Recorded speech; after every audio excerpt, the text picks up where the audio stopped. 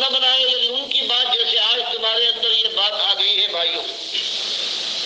کہ اللہ نے قرآن میں اگر ایمان کی کوئی بات کہی ہے اور تمہارا کوئی بڑا جو تم نے جس کو بڑا بنا لیا ہے وہ اس کے خلاف کہتا ہے تو اس کی بات مانتے ہو، اس کو گویا تم نے رب بنایا ہے. جیسے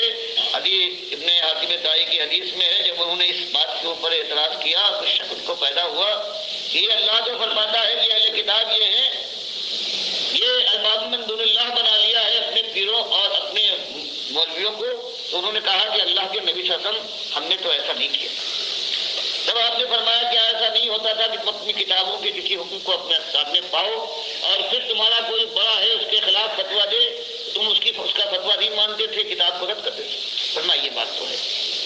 فرمایا یہی تو رب بنا لینا ہے اپنے پیروں اور مولویوں کو. تو یہی ان سے کہنا ہے کہ بھائی بدقسمتی سے ہم بھی نادانی میں پڑے ہوئے تھے، ہم کوئی فخر کے لحاظ سے نہیں اللہ کا شکر ادا کرتے ہیں اور تمہارے خیر خواہ ہیں کہ جو امت والوں نے اللہ کے علاوہ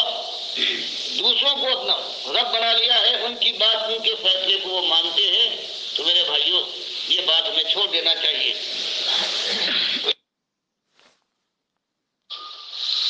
السلام علیکم ورحمۃ اللہ.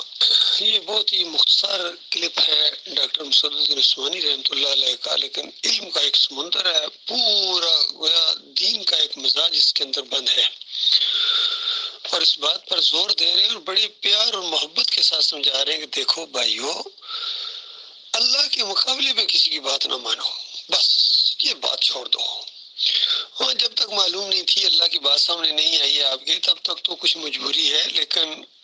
جب اللہ کی بات سامنے آ گئی، لوگوں نے سمجھا بھی دیا، بات اٹھ گئی، اس کے بعد پھر اپنے اکابرین کی باتوں کو ماننا، اس کو ترجیح دینا یا اس کا دفاع کرنا یا ان کی وکالت کرنا،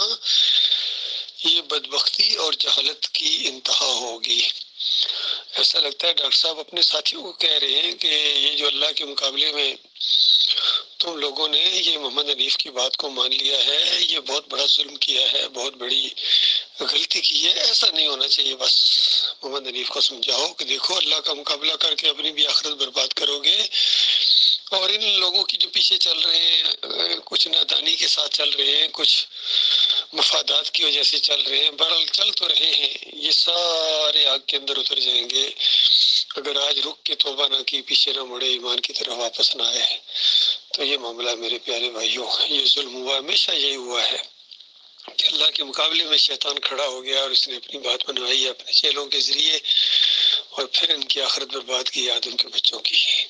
بس یہ بات نہ کرو. اللہ کی بات کے مطابق جو کہتا ہے وہ سر کا تاج ہے، وہ سواری کرے ہم رکاب تھامے، اور جو ہمارے مالک کی بات کو پیچھے کر کے اپنی ہے، اپنے پیر کی یا اپنے امیر کی بات کو آگے کرتا ہے، وہ ہمارا گویا دشمن ہے اصلی، کہ وہ ہمیں آگ کی طرف بلا رہا ہے اور ہم اس کے دشمن ہیں، یہ شیطان کے چیلوں کے. اللہ تعالیٰ غور و فکر کرنے کی توفیق عطا فرمائے.